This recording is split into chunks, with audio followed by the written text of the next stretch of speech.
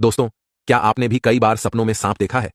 अगर हाँ, तो आप इस वीडियो को पूरा जरूर देखें। इस वीडियो के माध्यम से हम आपको बताएंगे कि सपनों में सांप दिखाई देने का क्या अर्थ होता है। प्राचीन पुराणों में सपनों में सांप देखने के अर्थ के बारे में विस्तार से बताया गया है। इन सपनों का हमारे जीवन से कोई न कोई नाता होता है। प्राचीन काल से ही नागों को पूजनीय माना गया है और जब ये नाग हमारे सपनों में आते हैं तो हमें हमारे भविष्य से जुड़े संकेत देते हैं। कुछ संकेत तो इतने महत्वपूर्ण होते हैं कि उन्हें हमें कभी दुर्लक्ष्य नहीं करना चाहिए।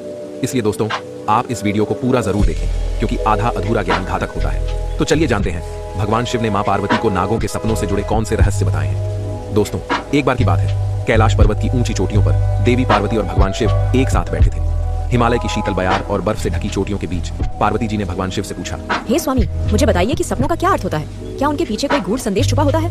मनुष्य जो सपने देखते हैं उन सपनों के क्या अर्थ होते हैं? कृपया आप मुझे सपनों के रहस्य के बारे में बताइए। भगवान शिव ने मुस्कुराते हुए देवी पार्वती की ओर देखा और कहा, हे देवी, सपने हमारे अवचेतन मन की अभिव्यक्ति होते हैं। वे हमारे जीवन की घटनाओं, भावनाओं और आकांक्षाओं का प्रतिबिंब होते हैं। हर सपना कुछ न कुछ अर्थ रखता है और हमें आने वाली घटनाओं की पूर्व सूचना देता है। देवी पार्वती ने फिर पूछा, क्या सपने में सांप देखने से कोई संकेत मिलते हैं? तो कृपया मुझे विस्तार से बताइए। भगवान शिव ने उत्तर दिया, हे पार्वती, आपने सत्य ही कहा है। सपने में अगर सांप दिखाई देता है तो वह भविष्य से जुड़ा महत्वपूर्ण संकेत होता है। इस विषय को समझाने से पहले मैं तुम्हें एक प्राचीन कथा सुनाता हूँ। यह कथा एक राजा और आस्तिक मुनि की है। इस कथा को सुनने के पश्चात तुम्हें पता चल जाएगा कि सपने में सांप क्यों दिखाई देते हैं। इसलिए तुम इस कथा को पूरा जरूर सुनना।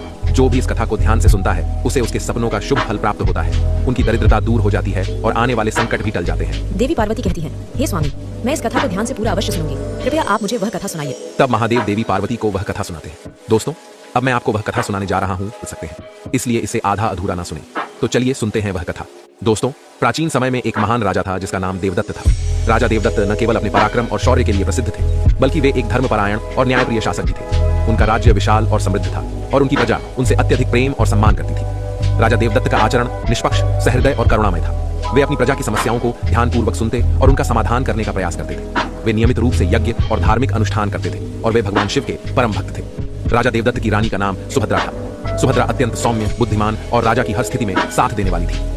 राजा और रानी की कोई संतान नहीं थी, जिससे वे कभी कभी चिंतित रहते थे। फिर एक रात राजा देवदत्त ने एक बहुत ही विचित्र सपना देखा कि एक मरा हुआ सांप उनके पैरों के पास पड़ा हुआ है। महाराज इस सपने को देखकर बहुत ही भयभीत हो गए। जागने के बाद उन्होंने यह सपना रानी सुभद्रा को बताया।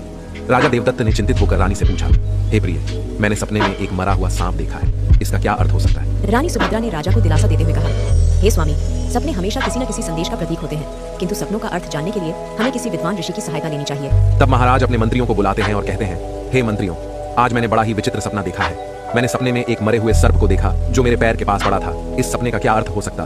तुम सब जाकर पता करो। तब सभी मंत्रीगण जाते हैं और नगर में निवास करने वाले अनेक ऋषि मुनियों से पूछते हैं, लेकिन कोई भी उन्हें इस सपने का अर्थ बता नहीं पाया।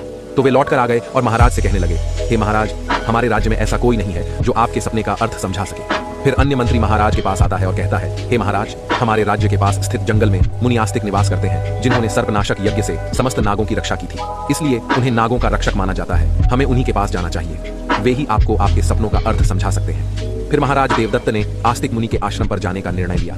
तब महाराज अपने सिपाहियों के साथ रथ में बैठकर आस्तिक मुनि के आश्रम पर जाते हैं। तब आस्तिक मुनि महाराज का स्वागत करते हुए पूछते हैं, हे राजन, मेरे आश्रम में आपका स्वागत है। कहिए आपकी क्या समस्या है? किस कारण से आपका हमारे आश्रम में आगमन हुआ है? तब महाराज देवदत्त कहते हैं, हे मुनिवर, मैं आपके पास एक सहायता मांगने के लिए आया हूँ। मैंने नागों का एक विचित्र स्वप्न देखा है, उसी का अर्थ जानने के लिए आपके पास आया हूँ। आस्तिक मुनि कहते हैं, हे राजन, आपने सर्पों के विषय में जो भी स्वप्न देखा है उसे निसंकोच होकर कहें। सपने में सांप देखने पर इसका कोई न कोई अर्थ अवश्य होता है, इसलिए जो स्वप्न आपने देखा है उसे विस्तार से बताएं। महाराज देवदत्त आस्तिक मुनि से कहते हैं, हे मुनिवर, कल रात मैंने एक विचित्र स्वप्न देखा। मैंने देखा कि एक मरा हुआ सांप मेरे पैरों के पास पड़ा हुआ था। कृपया मुझे इस स्वप्न का अर्थ बताइए। आस्तिक मुनि ने ध्यानपूर्वक राजा की बात सुनी और कहा, हे राजन, अगर सपने में आपको मरा हुआ सांप दिखाई देता है तो इसका मतलब है कि आपके जीवन की बाधाएं और संकट जल्द ही दूर होने वाले हैं। यह एक शुभ संकेत है, इसलिए आप चिंतामुक्त होकर घर पर जाएं। इसमें भयभीत होने वाली कोई बात नहीं है। फिर महाराज देवदत्त प्रसन्न होकर आस्तिक मुनि को प्रणाम करते हैं और धन्यवाद देते हुए लौटकर अपने राज्य में लौट जाते हैं। इस स्वप्न के फलस्वरूप कुछ दिनों बाद राजा देवदत्त के राज्य में दुश्मनों द्वारा पैदा की गई सभी समस्याएं और संकट दूर हो गए। राजा इस संकेत से बहुत खुश हुआ। फिर अगले दिन रात को राजा देवदत्त को ऐसा ही सांप का और एक सपना आया। उस सपने में राजा देवदत्त ने देखा कि वह एक बड़े सांप को पकड़ रहा है। जागने के बाद राजा ने तुरंत आस्तिक मुनि के पास जाकर पूछा, हे मुनिवर, मैंने सपने में देखा कि मैं एक बड़े सांप को पकड़ रहा हूँ, इसका क्या अर्थ है? आस्तिक मुनि ने कहा, हे राजन, अगर आप सपने में सांप को पकड़ते हुए देखते हैं तो यह भी एक शुभ संकेत होता है। यह दर्शाता है कि आप भविष्य में अपनी मेहनत से धन संपत्ति प्राप्त करेंगे और उसे सही तरीके से इस्तेमाल करेंगे। कुछ दिनों बाद राजा ने एक बड़े युद्ध में विजय प्राप्त की और राज्य की संपत्ति में वृद्धि हुई। राजा देवदत्त का तीसरा सपना। एक अन्य रात राजा देवदत्त ने सपने में देखा कि एक सांप उड़ता हुआ दिखाई दे रहा है। जागने के बाद राजा ने तुरंत आस्तिक मुनि के पास जाकर पूछा, हे मुनिवर, मैंने सपने में एक उड़ता हुआ सांप देखा है, इसका क्या अर्थ है? आस्तिक मुनि ने कहा, हे राजन, अगर सपने में सांप उड़ता हुआ दिखाई देता है तो यह उन्नति और प्रगति का प्रतीक होता है। इसके बाद राजा के राज्य में व्यापार और कृषि में उन्नति होने लगी। राजा देवदत्त का चौथा सपना। कुछ दिनों बाद राजा देवदत्त ने सपने में बार बार काले रंग का सांप देखा। वह चिंतित होकर आस्तिक मुनि के पास गया। राजा ने उनसे पूछा, हे मुनिवर, मैंने सपने में बार बार काले रंग का सांप देखा है, इसका क्या अर्थ है? आस्तिक मुनि ने कहा, हे राजन, अगर सपने में बार बार काले रंग का सांप दिखाई देता है तो यह काल सर्प दोष का संकेत है। हालांकि ज्योतिष शास्त्र में इसका निवारण भी बताया गया है। आस्तिक मुनि के निर्देशानुसार राजा ने पूजा पाठ किया और दोष से मुक्ति पाई। राजा देवदत्त का पांचवां सपना। फिर एक रात राजा देवदत्त ने सपने में हरे रंग का सांप देखा। जागने के बाद राजा ने तुरंत आस्तिक मुनि के पास जाकर पूछा, हे मुनिवर, मैंने सपने में हरे रंग का सांप देखा है, इसका क्या अर्थ है?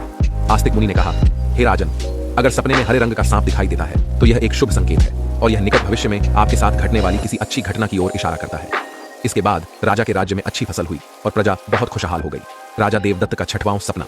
एक अन्य रात राजा देवदत्त ने सपने में सफेद रंग का सांप देखा। जागने के बाद राजा ने तुरंत आस्तिक मुनि के पास जाकर पूछा, हे मुनिवर, मैंने सपने में सफेद रंग का सांप देखा है, इसका क्या अर्थ है? आस्तिक मुनि ने कहा, हे राजन, सपने में सफेद रंग का सांप दिखाई देना भी शुभ संकेत है, जिससे धन की प्राप्ति होती है। कुछ दिनों बाद राजा को एक अज्ञात स्रोत से बहुत सारा धन प्राप्त हुआ। राजा देवदत्त का सातवां सपना।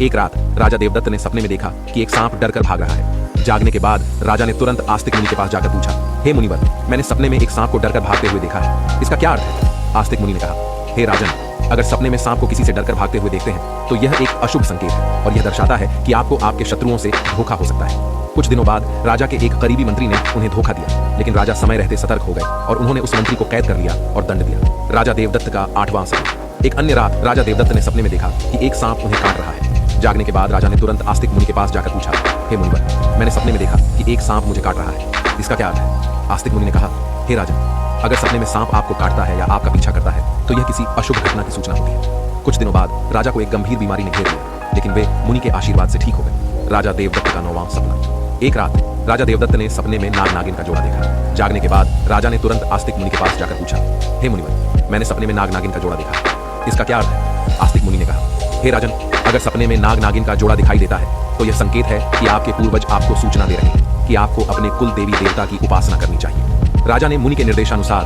कुल देवी देवता की उपासना की, जिससे उनके राज्य में सुख शांति बनी रही। राजा देवदत्त का 10वां सपना। एक रात राजा देवदत्त ने सपने में सांप के बच्चे देखे जो उनके सिंहासन पर बैठे हुए। जागने के बाद राजा ने तुरंत आस्तिक मुनि के पास जाकर पूछा, हे मुनिवर, मैंने सपने में देखा कि सांप के बच्चे मेरे सिंहासन पर बैठे हुए, इसका क्या अर्थ है? आस्तिक मुनि ने कहा, हे राजन, अगर सपने में सांप के बच्चे दिखाई देते हैं और वे आपके सिंहासन पर बैठे हुए हैं तो यह संकेत है कि आपके घर में जल्द ही संतान का आगमन होगा, आपका पुत्र महान बनेगा और आपके राज्य का उत्तराधिकारी होगा। कुछ महीनों बाद रानी सुभद्रा ने एक पुत्र को जन्म दिया। वह पुत्र बड़ा होकर एक महान राजा बना और अपने पिता के राज्य का उत्तराधिकारी बना। राजा देवदत्त का 11वां सपना। एक रात राजा देवदत्त ने सपने में सांप और नेवले की लड़ाई देखी। जागने के बाद राजा ने तुरंत आस्तिक मुनि के पास जाकर पूछा, हे मुनिवर, मैंने सपने में सांप और नेवले की लड़ाई देखी है, इसका क्या अर्थ है? आस्तिक मुनि ने कहा, हे राजन, अगर सपने में सांप और नेवले की लड़ाई होते हुए देखते हैं तो यह इस बात का संकेत है कि आपके सामने आपके गुप्त शत्रु का खुलासा हो जाएगा और उसके साथ आपकी लड़ाई भी होगी। कुछ दिनों बाद राजा के गुप्त शत्रु का पर्दाफाश हुआ और राजा ने उसे परास्त कर दिया। राजा देवदत्त का 12वां सपना। एक रात राजा देवदत्त ने सपने में देखा कि एक सांप शिवलिंग से लिपटा हुआ है। जागने के बाद राजा ने तुरंत आस्तिक मुनि के पास जाकर पूछा, हे मुनिवर, मैंने सपने में सांप को शिवलिंग से लिपटा हुआ देखा है, इसका क्या अर्थ है? आस्तिक मुनि ने कहा, हे राजन, अगर सपने में सांप को शिवलिंग से लिपटा हुआ देखते हैं तो यह दर्शाता है कि भगवान शिव की आपको कृपा प्राप्त होगी और आपकी कोई विशेष मनोकामना पूर्ण होगी। इसके बाद राजा ने भगवान शिव की आराधना की और उनकी विशेष मनोकामना पूर्ण हो गई। राजा देवदत्त का 13वां सपना। एक रात राजा देवदत्त को भयंकर सपना आया। उन्होंने देखा कि एक काला सांप उनकी छाती पर आकर बैठा है। राजा बहुत भयभीत हो गया और तुरंत आस्तिक मुनि के पास पहुंचा। हे मुनिवर, मैंने एक भयंकर सपना देखा है, एक काला सांप मेरी छाती पर आकर बैठा था, इसका क्या अर्थ है?